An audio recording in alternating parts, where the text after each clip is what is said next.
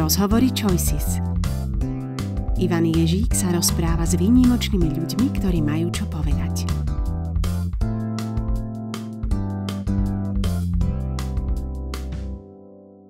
Vítajte v novej epizóde nášho podcastu. Náš dnešný host je z Fakulty matematiky, fyziky a informatiky Univerzity Komenského. Vedie tam katedru matematickej analýzy a numerickej matematiky. A okrem toho sa venuje didaktike. Je spoluautorom stredoškolských učebníc a viacerých zbierok úloh z matematiky. Čo je však na ňom možno ešte viac zaujímavé, je to, že je aj veľkým popularizátorom vedy a možno poznáte na YouTube jeho videá. Zbyněk Kubáček tam už má viac ako 2 milióny zhliadnutí. Teším sa, že bude dnes našim hosťom. Príjemné počúvanie. Zbyněk, ahoj. Ahoj. Ďakujem, že si prijal toto pozvanie, rozprávať sa trošku o matematike a o tom, že na čo nám je a či je naozaj pre všetkých, ale začal by som možno trošku ešte širšie s nejakým vzdelaním. Prečítal som si taký výrok a zdal sa mi celkom zaujímavý, že vzdelanie je vraj to, čo nám zostane, keď zabudneme všetko, čo sme sa naučili. Čo si ty o tom myslíš? Tak ja ten výrok poznám tiež, lebo ja som ho tiež niekde chcel použiť. Aha. Vykonal som vtedy pátraciu prácu a je to s ním ako s mnohými inými slávnymi výrokmi. Existuje taká nejaká, iste ich vie viac, ja som našiel jednu stránku, ktorá proste pátra po zdroji výrokov, to sa pripisuje asi 20 ľuďom. Ja som to mal spojené s Karlom Čapkom a výrok je dobrý, on je dokonca nebezpečne dobrý v jednej veci. Jednak akoby z neho vzniká krásna otázka, že dobre, ak tomu veríme, čo to znamená, ak v nás nezostalo nič z toho, čo sme sa učili v škole, lebo ja sa musím priznať, že ja mám podozrenie, že existujú niektoré, nazvime ich školské predmety, z ktorých ja si skutočne starú belu pamätám a to je znepokojujúce. A súvisí to ešte s jednou vecou, ten Čapek, ja som si pripravil, lebo si mi prezradil tú otázku, tak ja som si pripravil ešte jeden Čapek, ktorého ocitujem a druhého, ktorého si pamätám. On povedal, že kedysi totiž v 20. rokoch sa v Prvej republike viedla pomerne veľká diskusia o škole, do ktorej on bol pomerne zainteresovaný a povedal, že neboť není, myslím, účelem strední školy, aby absolvent podržal slovíčka a vzorce, jimž se učil, nýbrž myšlenkové metody, na ktorých to vše visí. A to je podľa mňa celkom dobre vystihnuté a on to ešte v nejakom inom článku, ktorý už ja si ho pamätám iba tak akože ducha toho, ale nepresný citát ani odkiaľ to bolo, povedal, že viete, že mne na strednej škole strašne vyhovovalo, že ona vlastne ukazovala rôzne spôsoby, ako sa dá pozerať na svet. Že, proste, že tá literatúra je nejaký pohľad na svet, chémia je iný, ale aj tá matematika, že je nejaký pohľad na svet.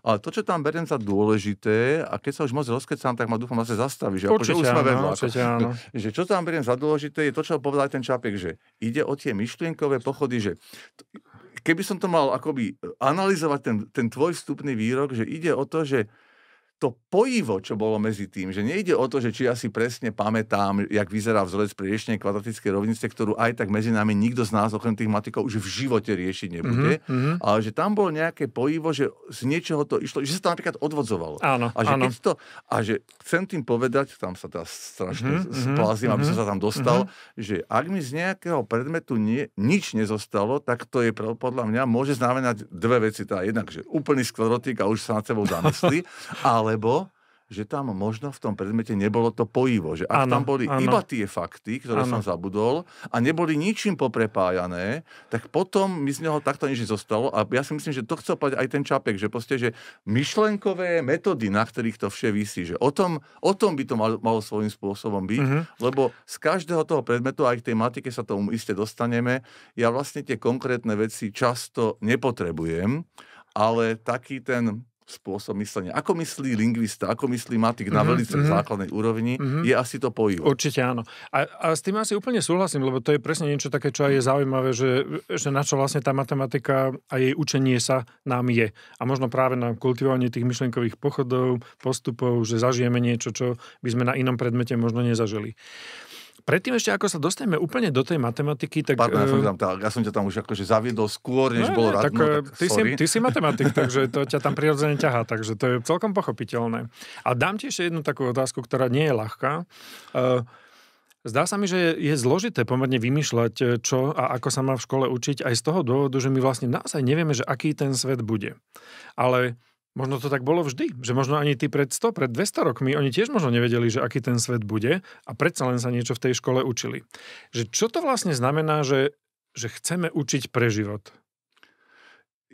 Potom ma vlastne kontrola, aby som ti neodbočil, lebo jedna vec ma zaujala, keď si povedal, že možno ani tí pred nami nevedeli. Existuje také nejaké všelijaké tvrdenia o zrýchľovaní vývoja a jedno akoby také nepriame potvrdenie je, Štefan Zweig, onen známy rakúsky novelista, má takú krásnu knihu spomienok a v nej vlastne on opisuje Rakúsku a rakúsko-uhorskú monarchiu tej druhej polovice 19. storočia, kde sa z tých jeho spomienok je to vidno, že sa reálne 50 rokov v zásade strašne veľa nemenilo. Napríklad úrokové sadzby a dane sa nezmenili 50 rokov. Skoro proste akože, že tam asi platilo, že tí ľudia, keby som to priznal, skutočne mohli skoro pripravovať na konkrétne povolania.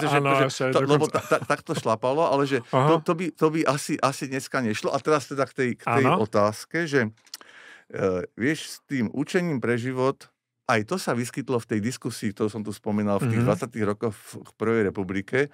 Tam sa k tomu veľmi ironicky vyjadril iný z mojich šialených obľúbencov, a to je Karel Poláček, výborný humorista, ktorý to ovšem zobral v tomto prípade z okolností tým spôsobom, ako sa to povedať nemá, ale on to povedať urobil naschvál. Totiž to pre život sa dá pochopiť na dvoch úrovniach, z ktorých jedna, tá nižšia, umožňuje použiť efekt, ktorým sa hovorí, myslím, slamený panák, to je z nemčiny, že Strohmann, že ja nahradím to, čo ty hovoríš, nejakou paródiou toho, tu zosmiešním jak hrom a poviem, že bože, aký ste vy všetci trápni. Takže keď sa to pre život totiž pochopí doslovne, tak sa s tým dá perfektne bojovať. Že proste, čo vy viete, čo bude v živote, až keď on bude poštár, lebo to je tá Poláčková myšlienka, že dobre, ako by sme pripravovali budúceho poštára, navrhne presne štvoročný plán, že prvý ročník sú známky domáce a zahraničné, druhý ročník je Porto a ceniny a tak ďalej. A to je presne to zosmiešnenie toho Strohmanna, toho slamenného panáka. A podľa mňa druhé možné vysvetlenie akoby toho pojmu, ale to zase súvisí do kolečka s tým úvodným citátom, je, že nikto z nás nevie, čo bude v živote potrebovať, ale mal by sa nejakým spôsobom pripravovať, teraz sa mi bude ťažko vykochtávať. Totiž jedna vec je, že áno, nikto z nás nevie, čo bude potrebovať o 20 rokov, ale v skutočnosti, ak si odmyslíme akoby totálne zlomové zmeny, že sem dopadne meteorit a budeme tu budovať inú spoločnosť, tak je tam predsa len akási, nazvime to, že spojitosť toho vývoja. Čiže ty sa pripravuješ podľa súčasného stavu, no potom to pôjde ďalej. Čiže ako vyčíkať niečomu, že vy ste ich nepripravili na to, čo bude o 50 rokov, no to je predsa kravina, bez urážky. To ste pripravujem na ten súčasný stav, ale potom skôr si treba zodpovedať na otázku, že na čo sa tie jednotlivé veci učia. Zase sa tomu dostane v matike, lebo to je vec, ktoré aj keby si sa ma to nespýtal, tak na to zavediem debatu. Že to je vlastne tá kľúčová otázka, že na čo je toto dobré, ale nie kvôli tej žiackej otázke. My máme mať v hlave odpoveď, že dobre, že toto je ten dôvod a to pre život sa dá potom chápať skôr tým spôsobom, že mal by som mať nejaký, ja to neviem inak povedať, všeobecný základ. Mal by som mať, súvisí to aj s tými pripomienkami, že všetky konkrétne veci môžete nájsť niekde na Google, na internete, etc. Ale ja si myslím, že predtým ja musím mať nejakú dostatočne hrubo jemnú, akože nie veľmi jemnú, ale nie veľmi hrubú sieť základných poznatkov, aby som to mal kam zaraďovať. Ja proste nemôžem veci akoby dať úplne iba do voľného priestoru. Proste oni musia byť niekde ukotvené, napokon myslím, že nejaké teórie vedomia, myslenia hovoria presne o tom, že ty veci vložíš do nejakej štruktúry, ktorú máš v hlave a oni sa musia poprepáť, aby tam zapadli a pokiaľ sa neprepájajú, tak to napríklad znamená, že ty si to musíš vyriešiť. Lebo tebe začne byť problém, že to nejak nesedí dohromady.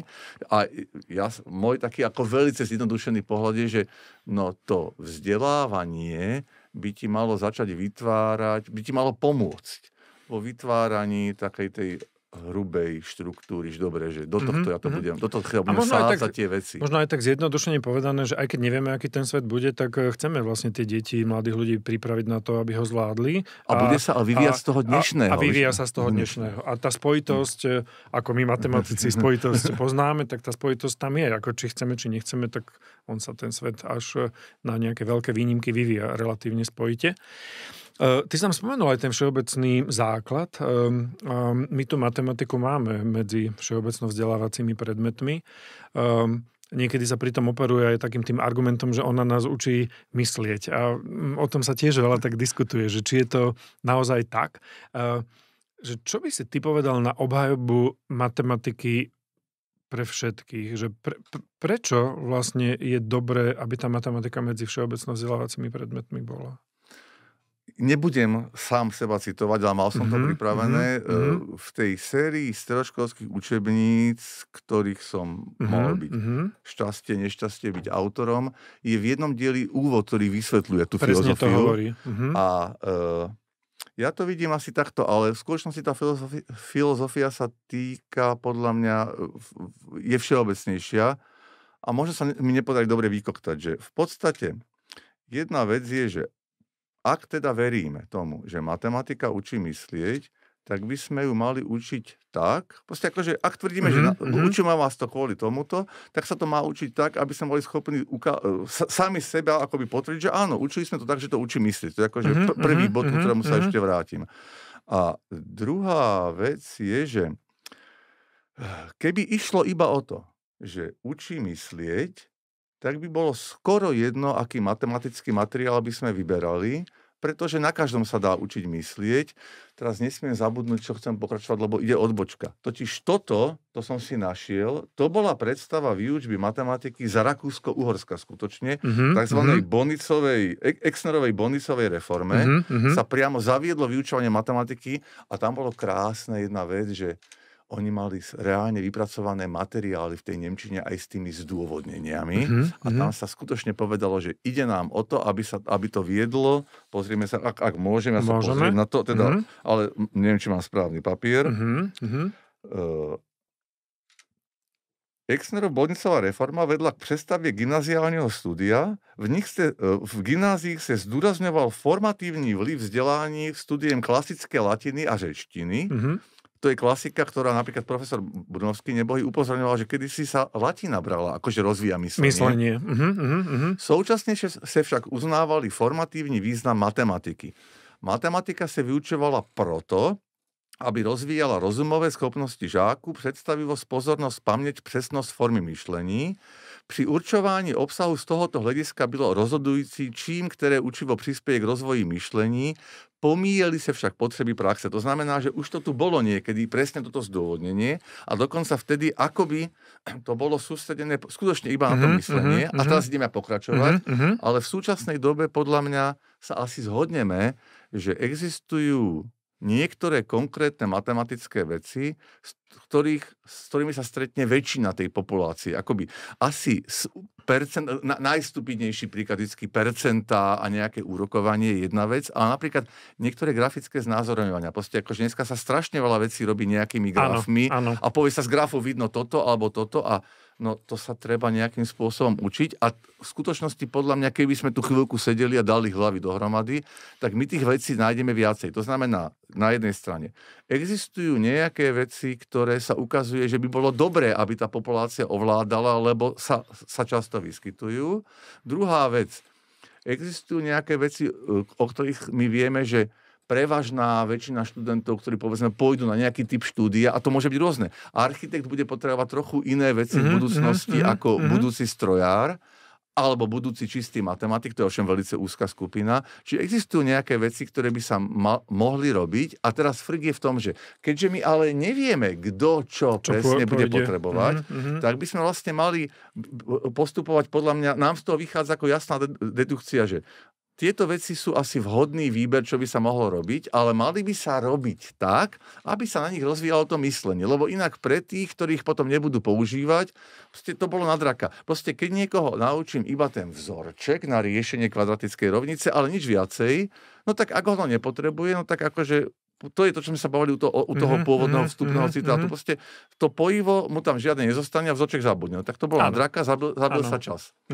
Veľmi sa mi páči, tak ako sme sa do toho pustili v tom, že mne sa tiež zdá, že tá matematika je... Vieš, no pre mňa bola proste krásna, pre mňa bola pekná, mňa bavila, zdala sa mi ľahká, lebo sa mi zdalo, že relatívne málo vecí si musím pamätať. Ale videl som aj tých mojich spolužiakov a keď som učil, tiež som videl aj žiakov, pre ktorých to bol naozaj náročný predmet. Ale páči sa mi, povedzme, prístup napríklad v kontexte International Baccalaureate, že oni už majú nielenže rôzne úrovne matematiky, ale majú aj rôzne matematiky, ktoré si tam ty môžeš vybrať. Že jedna naozaj sa viac zameriava na nejaké základné matematické modely plus hlavne tú interpretáciu možno niektorých vecí, čo sa mi zdá, že je naozaj dôležité pre všetkých, lebo my nemôžeme asi učiť úplne kritické myslenie bez toho, aby ľudia rozumeli základným grafom a základným veciam, aby vedeli, keď ich niekto zavádza, povedzme, ale ak oni vôbec nerozumejú tomu, čo na to sa pozerajú, tak je veľmi jednoduché ich zaviesť. Takže, a páči sa mi to aj v tom, že veľmi úzko to súvisí s tým, že ako ju učíme tú matematiku. A chcem sa trošku možno aj práve do toho posunúť.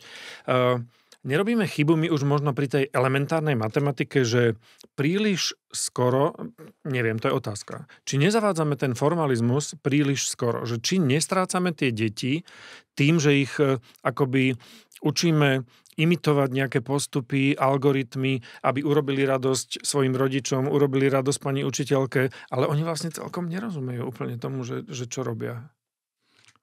Tam sme asi úplne na rovnakej vlne. Ja tam vidím, možno toto bude trochu odbočka, že vidím ešte problém v tom, že niekedy tá predstava učiteľov matematiky pod vplyvom často napríklad ich vysokoškolského štúdia, čím si sypem na hlavu nám, vysokoškolským učiteľom, je tá predstava, že tá presnosť matematická znamená velice presné, akože presné vyjadrovanie a môže to viesť tomu, že to decko sa sústredí oveľa viacej na to, aby sa nepomýlilo, že kocka má stenu a nie stranu. Kačka Bachratá, učiteľka teda vysokoškolská teraz v Žiline, ak som si dobre pamätám, uvádzala krásny príklad, ktorý to presne dokumentoval, že na nejakom matickom tábore teda oni vlastne urobili takýto, v mojich očiach trochu možno cynický pokus, že dve skupiny deciek nechali riešiť nejakú úlohu presne o tých kockách a jednu skupinu nechali vysvetľovať to svoje riešenie, ako im zobák narastol a u druhej skupiny si dali pozor, aby ich stále opravovali, že to je vrchol, to nie je, to je hrana, to je stena. A tie decká to akože úplne zničilo. A to je podľa mňa modelová situácia, že v skutočnosti ja sám, teda ja by som chcel zdôrazniť, že ja sa považujem za učiteľa matematiky, v najlepšom prípade nie za matika. Niekedy som tú matiku robil, ale ja si myslím, že v skutočnosti matematik sa má pohybovať na najnižšej možnej hrane formálnosti, ktorá je možná. Proste akože, že tá formálnosť iba má pomôcť situácia, keď už hrozilo nebezpečenstvo, že sa akoby nerozumieme, tak sa musíme presne dohodnúť, že príliš preformalizovanosť, a najmä v školskom prostredí, môže byť nebezpečná. Takže, a navyše, že tá predstava, že to formálne, precízne vyjadrovanie je typické pre matematiku, ukazuje, ako málo vzdelávame ľudí vo veciach, ako je história matematiky, aby si oni uvedomili, že starú belu. Akoby ja to napríklad poznám z matematickej analýzy, no v matematickej analýze precízne vyjadrovanie prichádza, to ako my poznáme dneska definícia, veta, dôkaz, to je druhá polovica 19. storočia pod obrovským tlakom zlých skúseností. A ako vždy tam platí to, čo ja nezabudnem zdôrazňovať, že to si nevymyslel niekto na zelenej lúke. Proste akoby ten prirodzený, v tomto prípade ten matický svet a život ich donútil, že počúvajte, ak sa máme vôbec ešte jednak rozumieť a ak to má byť jasne zdeliteľné ostatným, vy to musíte spresňovať. Ale predtým niekoľko tisíc rokov sa píše velice žoviálne, všetko slovne. Je to o to obdivuhodnejšie sú tí matematici, že to vtedy zvládali, lebo pochopíte formulácie. Lebo tak by som povedal, je to aj veľký nevyužitý prameň poznania pre tie súčasné decká, aby človek, keby mal čas, ukázal, že pozrite sa, že takto vyzerá proste 6 riadkov textu A uvedomte si, že to je vzorček, že V rovná sa pí, alebo niečo také, proste, že tá symbolika nám môže pomôcť, ale keď mám prejsť v mojich očiach ostrašujúcim príkladom, v mojich očiach klasika je zápis riešenia konštrukčnej úlohy, kde decko môže niečo objaviť a teraz celé spotené rozmýšľa, že ako sa zapíše, že bod je prienikom tých dvoch vecí a navyše som teda zistil, a to som zistil, keď som písal učebnice, lebo som to sám naraz, človek to chcel urobiť poriadne, tak sa začal tými zápismi zaoberať a naraz som si uvedomil, že preboha, že keď predsa bod je prvok priamky, tak prienivoch priamok nemôže byť bod. To je blbosť, to je množina. A skutočne ma to strašne trápilo. A keď som to nevedel vyriešiť, tak som navštívil guru na fakulte, to bol docent Božek a to bolo krásne. Ja som sa na to spýtal a hovorí, že tak ste už na to prišli. A on povedal, že no to je známa vec, že keď sa proste robila tá axiomatika, za ktorou je nejaké obrovské meno medzi nami a ospravedlňujem sa, vypadlo mi. Niektorý z tých veľkých geometrov z začiatku 20. storočia, tak proste, že tam sa stala chyba akoby svojím spôsobom, že oni proste to urobili tým že to chce dať na množinový základ, ale mali tie skupiny takže, ale tým pádom, ja som si to potom totiž spätne uvedomil, to poznáš ten efekt, že niekedy si niečo všimneš a nespracuješ to a idú roky a naraz nastane situácia a mozog ti povie, že to je to. Áno, to je to, čo vtedy, keby si to vtedy vedel. Všimol v niektorých učebniciach, že bolo ručne opravené, že P prienik Q rovná sa, tam boli dorobené tie množinové zátvorky, takže aj niektoré tety učiteľky, alebo pán učiteľ to strašne trápilo a teraz oni videli toto riešenie, ale keď mám byť otvorený, ale to je celé kravina z hľadiska toho vyučovania. Proste takto. Je to v mojich očiach na úrovni podstatnosti, je to pod kobercom v podstate.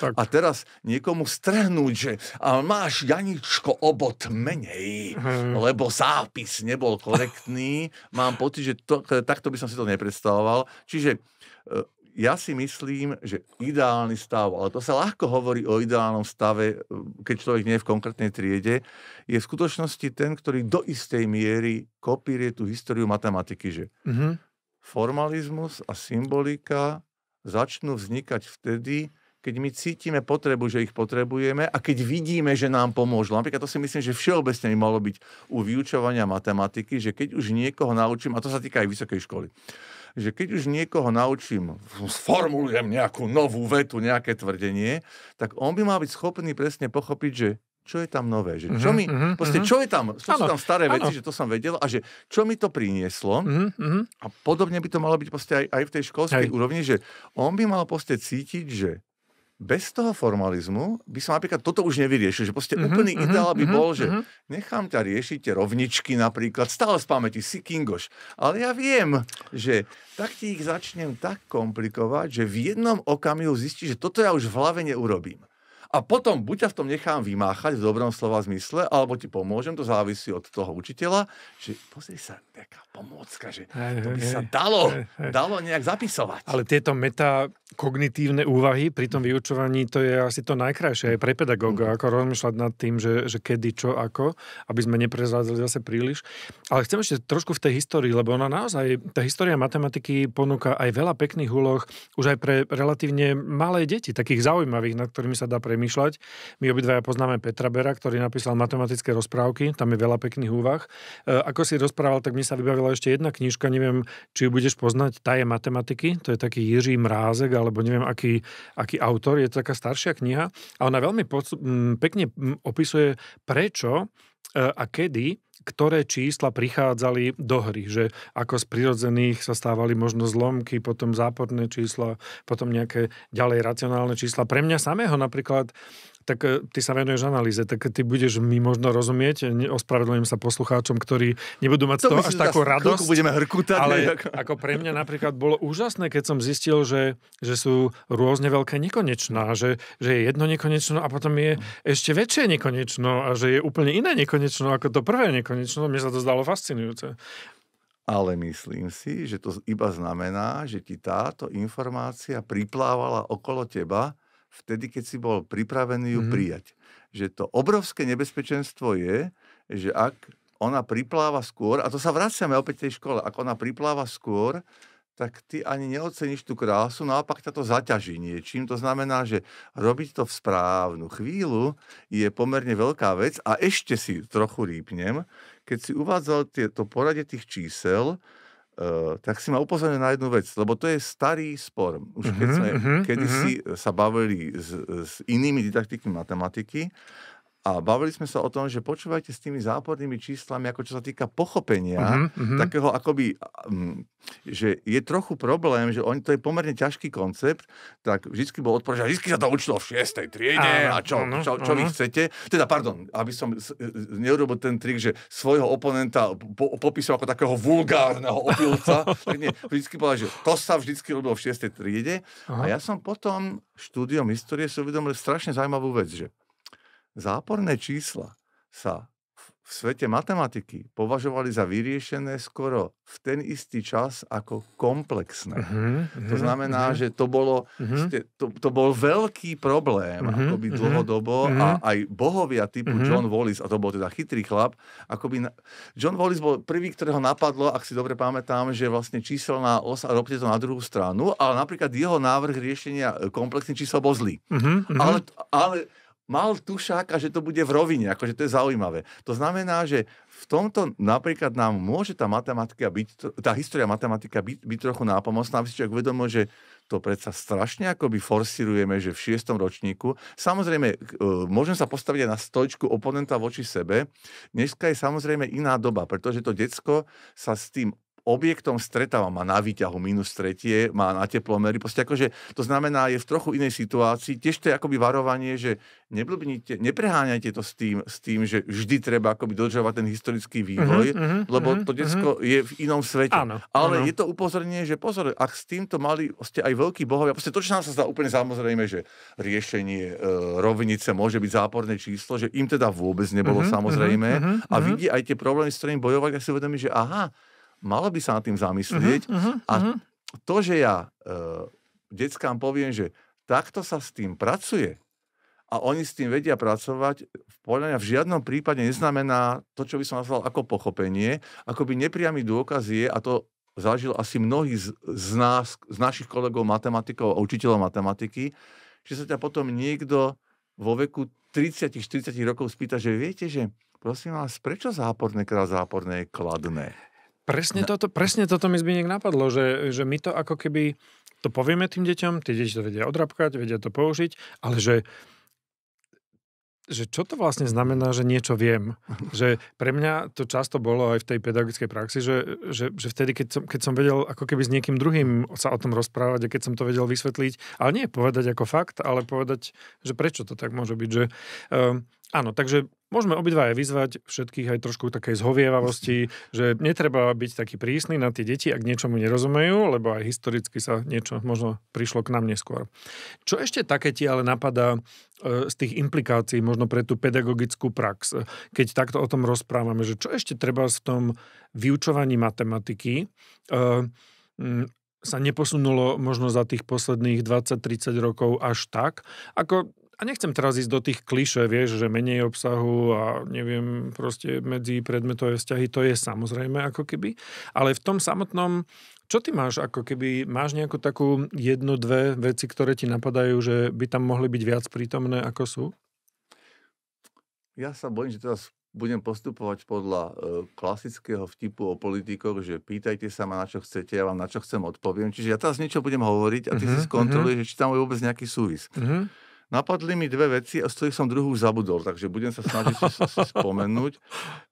Jedna bol taký všeobecný pohľad a ten je takýto, že keď to veľmi zjednoduším, my v zásade máme predstavu, čím by sa tie decká na matematike mali zavrieť. Proste akože o čom by mali, čo by mali asi robiť na rôznych konkrétnych veciach. A to, čo je podľa mňa ťažkou úlohou didaktiky a učiteľa, je vymyslieť, ako ich preto zaujať. Pretože keď niečo robíš bez zaujatia, tak on to vlastne akoby nepracuje.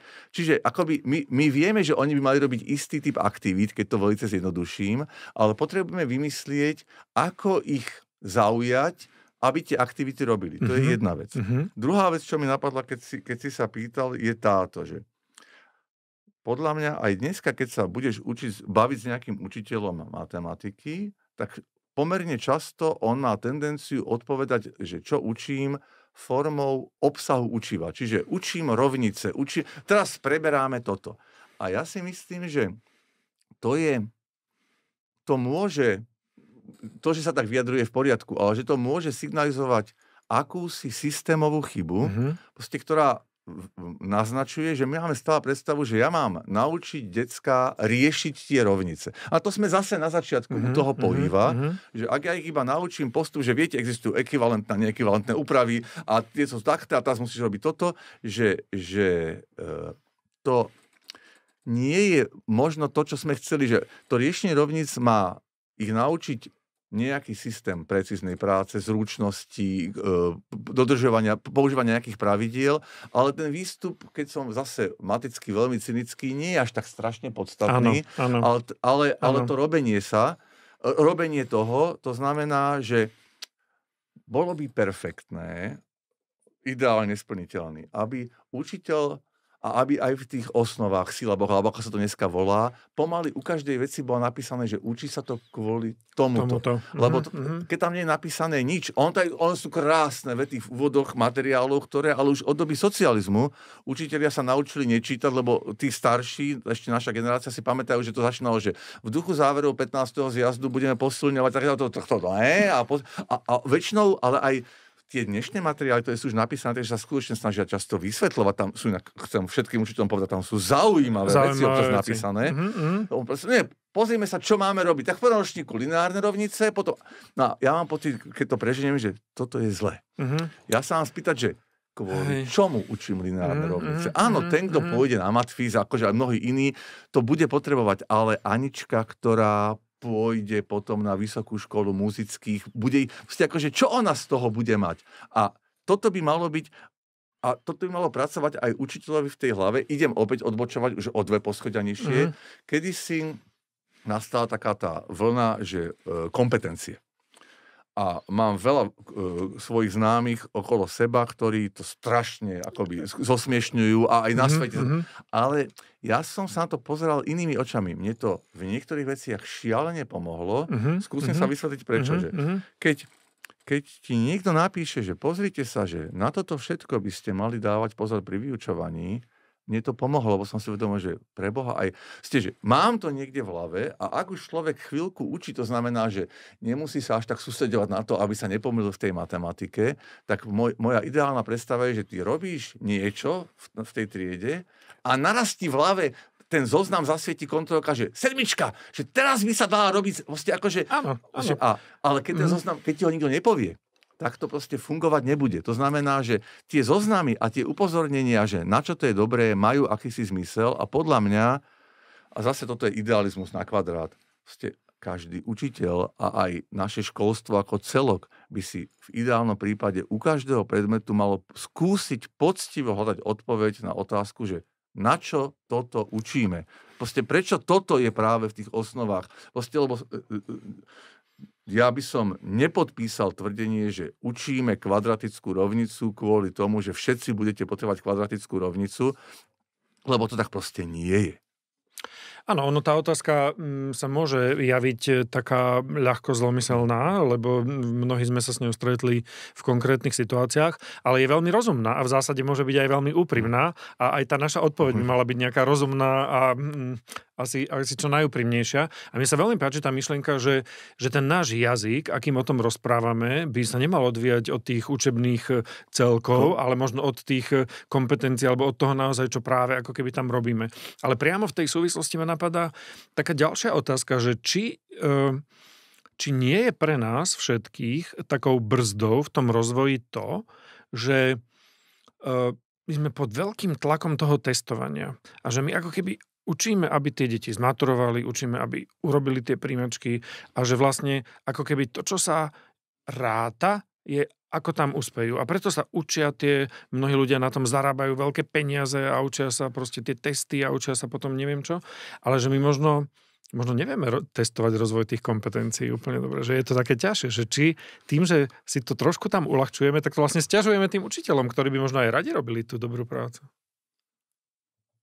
Opäť nesmiem zabudnúť asi 6 vecí, ktoré mi nabohlo, možno, že iba 2. Jedna z nich je, že ja som zažil sám pre seba zaujímavú situáciu súvisiacu práve s tými učebnicami, kde som mal naivnú snahu. Teda, viete, akože vtip je v tom, že možno tá snaha tam nie je vidieť, možno si ja myslím, že to tak bolo robené. Práve ako aj rozvíjať, akože prečo je to tak, nejaký rozvoj myslenia. A tým pádom sa tam zaradili rôzne veci a pri diskusiách s učiteľmi jedna pani učiteľka povedala v mojich očiach úplne historickú vetu, že toto ja v živote učiť nebudem, lebo to nie je ani na maturitu, ani na príjmačky na vysokú školu.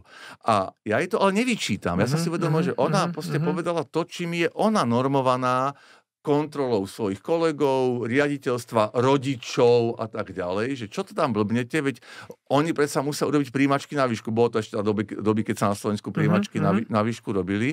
Čiže to je akoby jedna vec. S tým testovaním podľa mňa súvisí niekoľko vecí, že žiaľ Bohu, ako náhle to testovanie je iba určené na to, aby ťa pustilo niekam ďalej, no tak je nevyhnutné sa na neho pripravovať, lebo inak ide o život. Áno. A že v skutočnosti iné typy testovania, typický príklad je PISA, nám umožňujú si dávať obraz aj o tých veciach, ktoré by som povedal, tie naše testovania nezasahujú. Totiž práve kvôli tomu, že tie testovania, tie naše štátne sú určené akoby prestupové body, tak sú pod strašne tvrdým drobnohľadom všetkých zúčastnených a tým pádom s tým zase mám nejaké skúsenosti z debát s ľuďmi, ktoré okolo toho sa vyskytovali. Akákoľvek snaha tam akoby napríklad dostať veci, ktoré by testovali niečo z tých, nazvime to, tých všeobecných zručností, je často vnímaná nevraživo a zase pochopiteľne zo strany rodičovskej a učiteľskej verejnosti. Heslom, to sme sa neučili, proste akože majú pocit, že tým pádom to decko je znevýhodnené. To je ovšem, by som povedal, koncepčný problém v mojich očiach. Moja naivná predstava zase nesplniteľná, ale že v skutočnosti normálne by to malo vyzerať tým spôsobom, že tu sú nejaké ciele vyučovania, my chceme dosiahnuť toto. Niečo učíme, ale to niečo z toho niečoho majú tie ciele ako dôsledok vyplynúť. A keď to skončíme, tak my vám položíme otázky, ktoré skontrolujú, či sa to skutočne naplnilo. Zatiaľ, čo to testovanie, ako sme nútení realizovať teraz, je testovanie toho obsahu.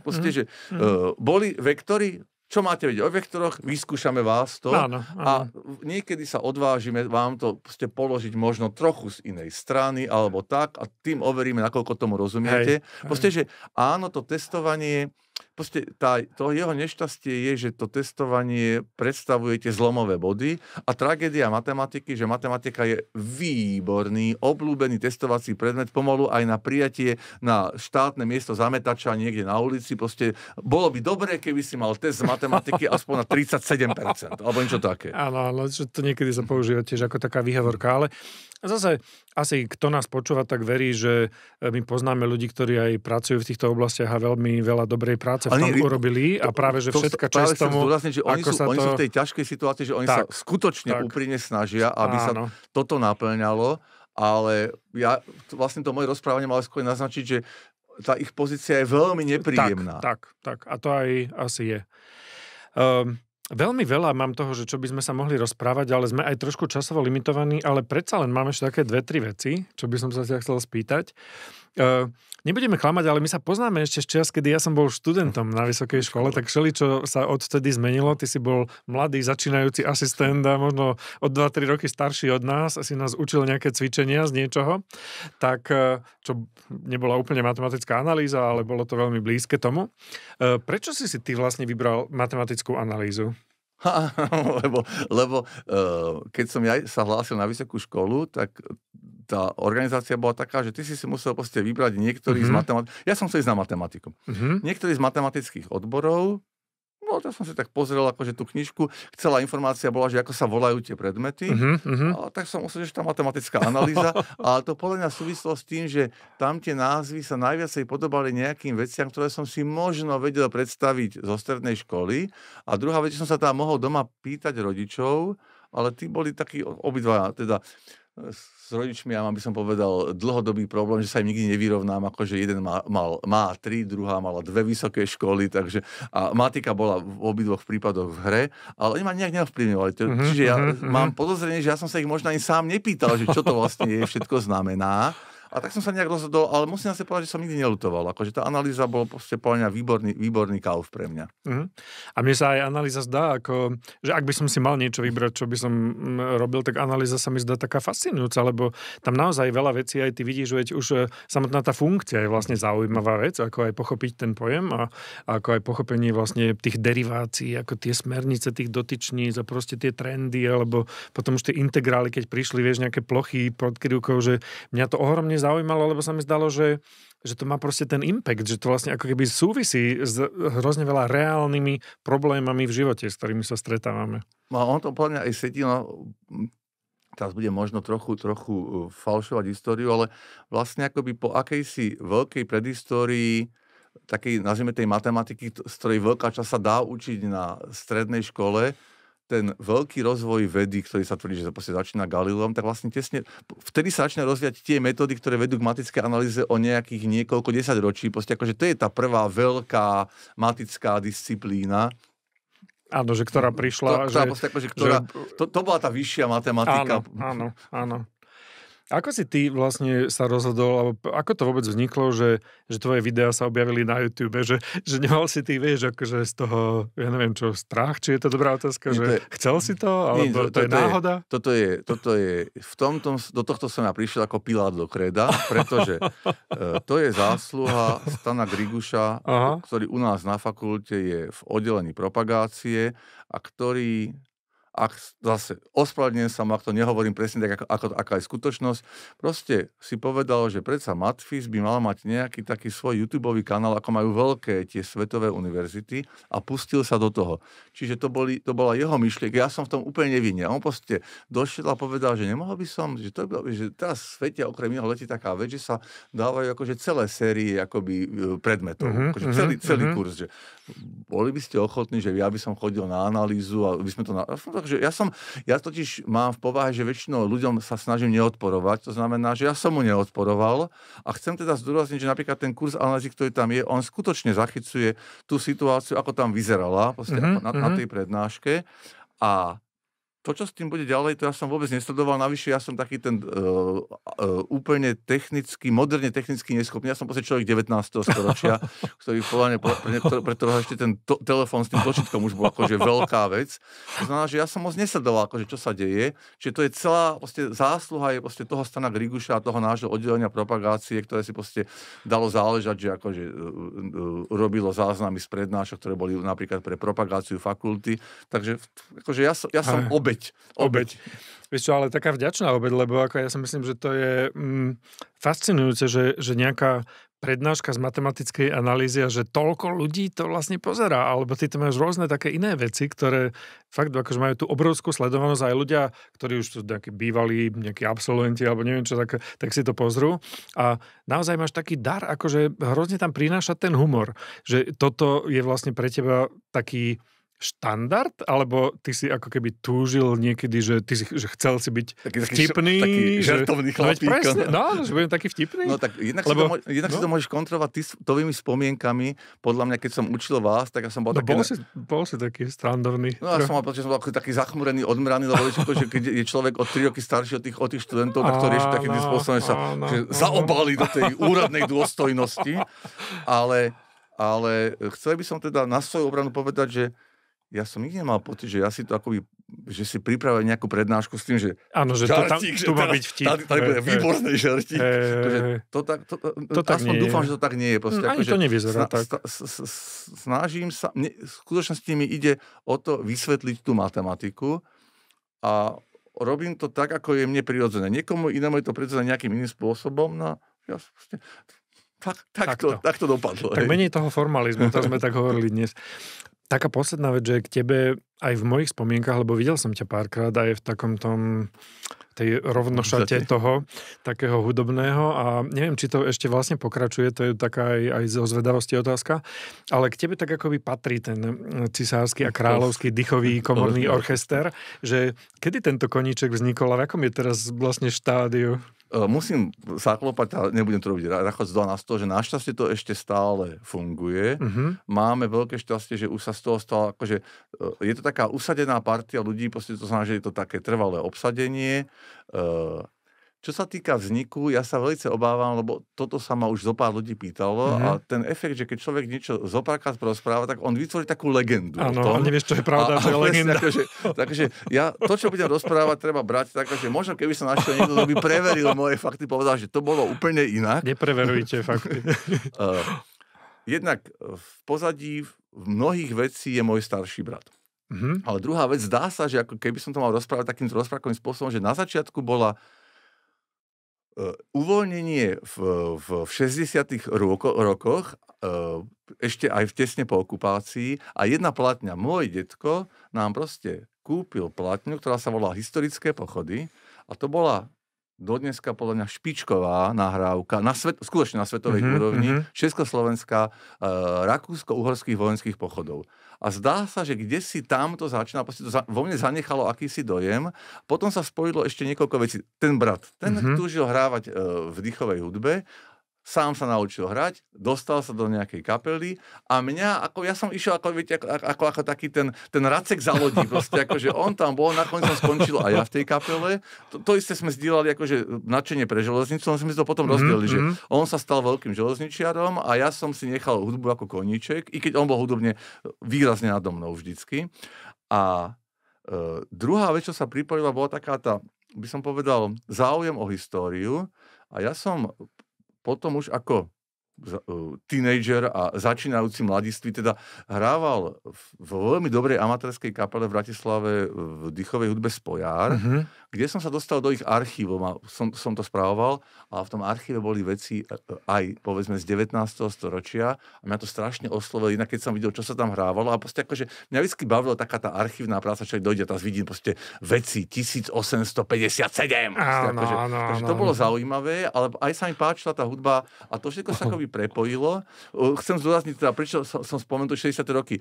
Platňa s rakúsko-uhorskými vojenskými pochodmi by v Československu od roku 1971 proste nemohla výjsť. A ak vyšla, tak vždy to bolo nejak skryté. Čo sa na tom beriem za strašne komické, že toto bolo absolútne tabu, ale Československá ľudová armáda robiaca každý rok vojenské prehliadky tu na Bajkalskej, ako dva svoje oficiálne pochody, obidva boli rakúsko-uhorské, by som povedal. To som vôbec nevedel. Jeden sa nazýval Österreichischer Parade de Filirmarsch a napísal to český kapelník, druhý bol od Julia Fučíka, čo bol význačný český kapelník, ale obidva boli z Rakúsko-Uhorska. Dokonca v tom jednom sú ešte aj rakúsko-uhorské vojenské signály, takže to nikomu nevadilo, ale ste spomenú. Čiže musím povedať, že tá zmena v 89. nám skutočne v tomto akoby otvorila ruky, že sme to mohli začať robiť aj v tých uniformách. A zaujímavé, ako nám v mnohých veciach pomohli akoby ľudia zvonka. Napríklad na tie uniformy nám proste povedal, niekto iný povedal, že počúvajte, že keď vy robíte takéto veci, proste vy to nemôžete robiť v civile, v obleku, vy si musíte dať uniformu, tí ľudia musia vidieť.